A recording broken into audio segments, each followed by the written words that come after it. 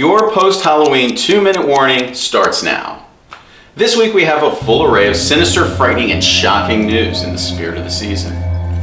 The term kangaroo court comes from the Old West, where judges would hop between locations running sham trials meant to convict and hang, muhaha, as many accused people as possible.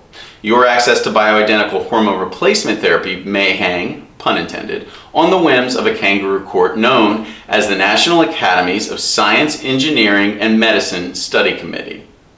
This committee will make a recommendation that will affect your access to BHRT.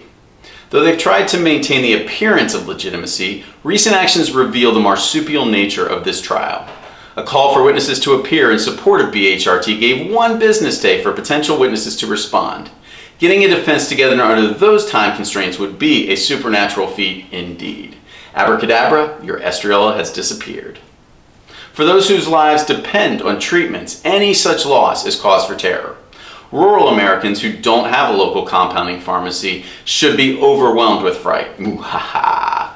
An FDA rule sets arbitrary limits on the amount of business compounding pharmacies can conduct across state lines. So for folks with no access to compounding pharmacies, the horror of having zero access to treatment is real and growing, like a pack of zombie kangaroos ravaging the countryside. Did I take that a little too far? Parents know to check their kids' Halloween candy for signs of tampering and to only trick or treat in neighborhoods they know, for obvious reasons. But would you think to check your kids' Cheerios for poison? Well, you should. Recent testing by the Environmental Working Group confirms that kids' breakfast foods are contaminated with unsafe amounts of glyphosate, an herbicide linked to cancer. And if that doesn't scare you worse than watching The Shining alone in a remote cabin in Maine, nothing will.